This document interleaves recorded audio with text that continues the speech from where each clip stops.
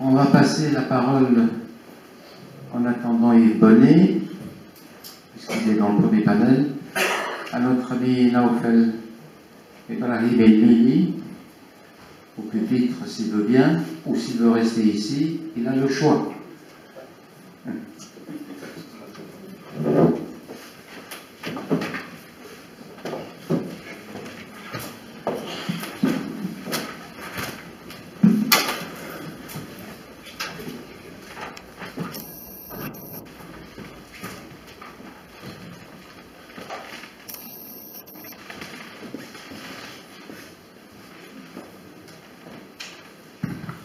Oui, ça marche. Bonjour, je vous remercie pour votre présence. Pour ma part, je vais faire une petite rétrospective de ce qu'on appelle le printemps arabe et montrer le rôle du Qatar qui, initialement, n'était qu'un des 6 pays du Conseil du Golfe. Et lors du printemps arabe, le petit émirat, c'est un peu l'histoire de la grenouille qui se voulait se faire aussi gros qu'un bœuf. Et on en est là aujourd'hui. Je reviens très brièvement. En 2011, je suivais de quart d'heure en quart d'heure ce qui se passait printemps arabe sur la chaîne Al Jazeera. Et tout d'abord, j'étais très ravi. C'était la seule chaîne qui ne parlait pas du Sofitel de New York et de Dominique Strauss-Kahn. Donc pour moi, ça me convenait très bien. Et surtout, j'ai pu réaliser la construction du grand récit des révolutions arabes. C'est du storytelling. Le premier événement qui m'a interpellé, c'était à la mort du jeune Tunisien Mohamed Bouazizi. Et quand il est mort, le téléprédicateur Cheikh El-Qaradawi, qui a décidé d'être le Dalai Lama de l'islam, fait une fatwa et il élève Mohamed Bouazizi au rang de martyr, sachant que dans l'islam, le suicide est interdit et jusqu'au nouvel ordre, juridiquement, techniquement, moralement, une immolation est un suicide. Comme prouve bien le contraire. Et sur cette chaîne Al Jazeera, le débat ne s'est pas arrêté là.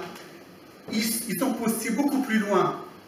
Il y a eu des Tunisiens filmés en boucle dans le mouvement islamiste tunisien, qui réfléchissaient pour dater le déclenchement de la révolution de Jasmin du 17 décembre, date de l'immolation du jeune Mohamed Bouazizi, au lieu du 14 janvier, date du départ ou de la fuite de Ben Ali, peu importe, il n'est plus en Tunisie. Et c'est là où on voit cette construction, ce storytelling, et les Qataris n'étaient pas les seuls. Au même moment, le maire de Paris, Delanoë, a trouvé quelques places parisiennes pour la baptiser Mohamed Bouazizi, sans qu'il y ait un débat sur son réel ou supposé état de sobriété relative, sans qu'il y ait un vrai débat sur le contexte. Et je rappelle, pendant de très nombreuses années, le grand Bourguiba n'a eu qu'un terrain de pétanque qui portait son nom à Brique-les-Bains, en Haute-Savoie. Et là, Mohamed Bouazizi, tout de suite, Delanoë a dû payer la facture de ses séjours tunisois, où on savait bien recevoir. Donc, là, on a le Qatar qui s'érige en vaisseau amiral du printemps arabe. Bien sûr, je n'ai aucune lecture complotiste. Bien sûr. Et ce Qatar a trouvé écho, c'était le seul au début du lancement de la politique néoconservatrice menée par Bush sur le Grand Moyen-Orient. Le Qatar était le seul à ne pas être hostile au Grand Moyen-Orient. L'Égypte de Moubarak était contre, l'Arabie Saoudite évidemment. Et c'est en 2004 où le Qatar a fait allégeance à cette politique et en même moment, le Qatar avait un jeu trouble. Pendant l'opération Liberté immuable, l'attaque américaine en Afghanistan le 7 octobre, et pendant l'invasion extra-onusienne des Américains en Irak, le Qatar, à travers Al Jazeera, a énervé les Américains, au point où, en lisant les mémoires de Tony Blair, il raconte comment il avait déployé des trésors de diplomatie pour dissuader Bush de ne pas bombarder le site de la chaîne Al Jazeera, qui est à quelques dizaines de kilomètres de la plus grande base américaine, Al Udeid au Qatar. Cette base américaine, c'est le CENTCOM. C'est cette base qui couvre le Moyen-Orient, y compris l'Égypte, l'Asie centrale, y compris l'Afghanistan. C'est dire son importance, il y a plus de 10 000 hommes. Mais George Bush s'est calmé, n'a pas bombardé Al Jazeera, et pour les intérêts américains, c'était une très sage décision. Parce que Al Jazeera, Sheikh Al-Qaradawi, téléprédicateur, une chaîne, téléprédicateur et, comment dirais-je, de grande richesse financière. Le Qatar dispose des 3 éléments de puissance, pour ne pas dire de nuisance. Je cite 2 exemples dans la dynamique de ce printemps arabe. Le 4 janvier 2012, comme il se passe un week-end sur 2, il y avait des émeutes à Alger parce que la taxe sur le sucre a été élevée, et le Qatar a préparé une équipe de télévision avec des figurants à Oujda, ville frontalière au Maroc, pour reconstituer des émeutes qu'on ferait passer comme si c'était déroulé en Algérie. Ce n'est pas le premier coup d'essai. Pendant la décennie noire, le Qatar a filmé des combats au Liban, et il les a fait passer comme ceux des islamistes contre l'armée algérienne. Deuxième exemple, bien sûr, la Libye. Toujours ce Sheikh Al-Qaradawi qui lance une fatwa où il dit que c'est licite d'abattre le guide libyen. Donc, et dans le monde musulman, une fatwa, c'est plus fort qu'une résolution de l'ONU. Kadhafi a eu les deux, la fatwa et la résolution de l'ONU, pour dire qu'il n'avait aucune chance. Au même moment, la chaîne Al Jazeera a construit le récit de la révolution libyenne. Autant en Tunisie, ce sont des jeunes qui sont sortis avec même pas des cailloux, autant en Égypte, il y a un côté spontané, mais à Benghazi,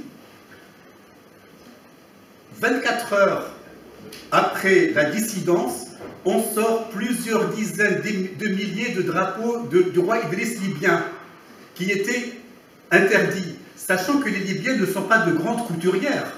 Ça s'est préparé, et sachant que les Libyens qui sont sortis manifester avaient des armes lourdes. Donc là, il y avait une préparation. Et les Qataris n'étaient pas pris au dépourvu, puisque la chaîne Al Jazeera est devenue le DRH du gouvernement national de transition, le CNT, le Conseil national de transition.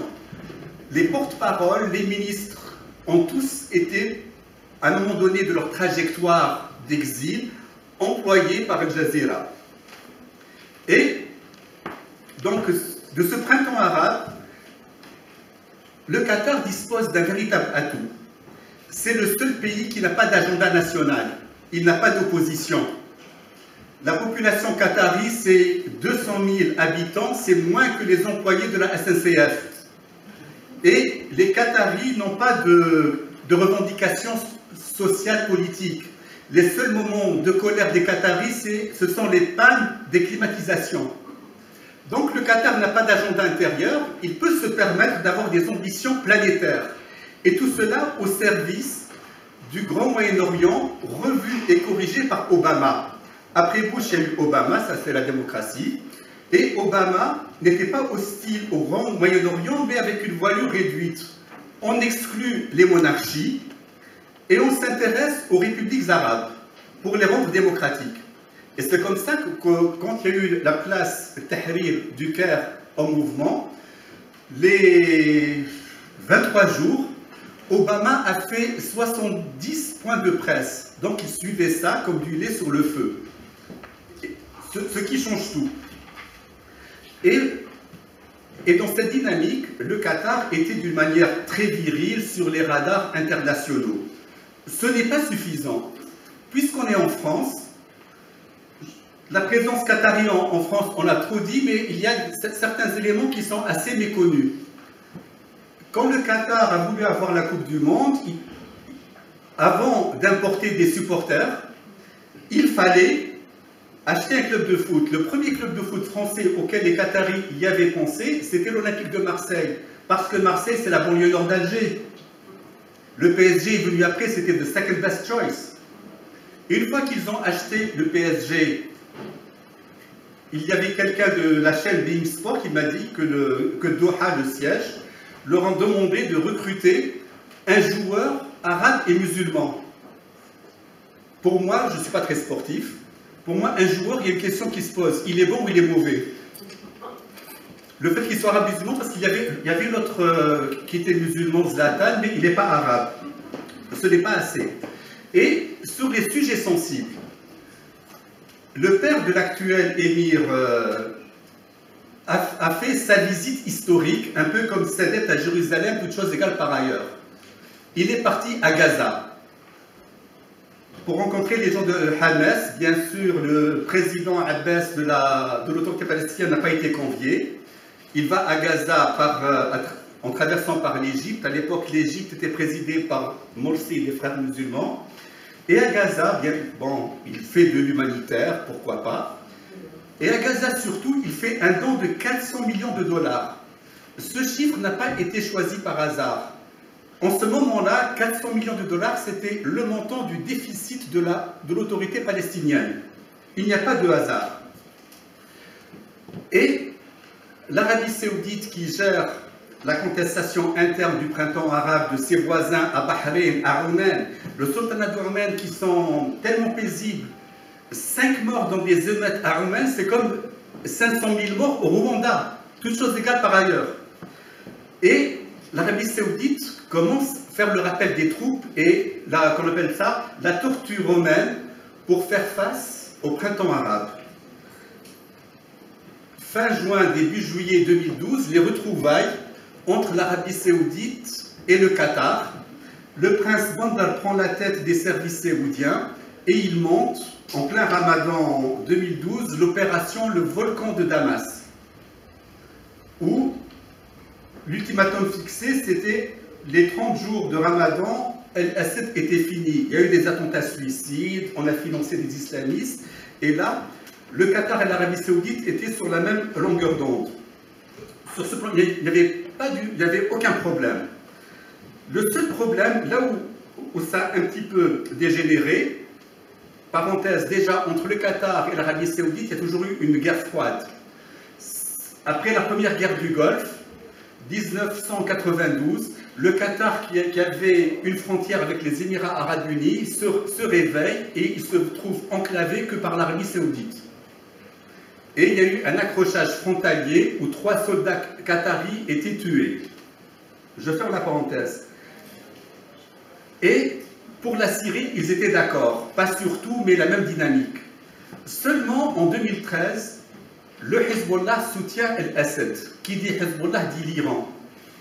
Et pour des raisons notamment gazières, économiques, le Qatar ne pouvait pas se permettre d'être en conflit ouvert avec l'Iran. Je pense qu'il va y avoir un panel pour parler des connexions qatari avec les Iraniens, le Hezbollah sur la Syrie, et le Qatar est devenu le maillon faible du Conseil de coopération du Golfe. Le Conseil de coopération du Golfe a été créé au lendemain de l'avènement de Khomeini au pouvoir. Il a été créé contre l'Iran. Le Conseil de coopération du Golfe, pour contrer l'Iran, a même voté, adopté des projets structurants. L'Arabie saoudite avait annoncé dès 1982 qu'il y allait y avoir un oléoduc pour faire sortir son pétrole à partir du sultanat d'Oman, pour éviter le d'Ormuz. Le Qatar avait un projet qui a été étudié, les études ont été financées pour faire le projet Dolphin, c'est faire un gazoduc qui traversait le territoire qu'elle croyait avoir partagé avec les Émirats arabes unis pour vendre son gaz au niveau d'Oman. Les trains de liquéfaction de GNL étaient prêts tout. Et là, c'est fini. L'Arabie saoudite ne veut pas être enclavée pétrolièrement par Oman, un sultanat qu'elle juge assez peu fiable. Et l'histoire du Conseil de coopération du Golfe, c'est toujours été ces rendez-vous manqués.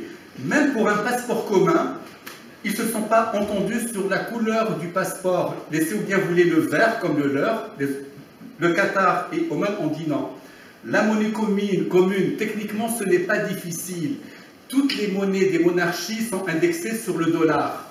Faire une monnaie commune, techniquement, c'est pas facile. Il faut une planche à billets, des choses comme ça. Ils ont échoué.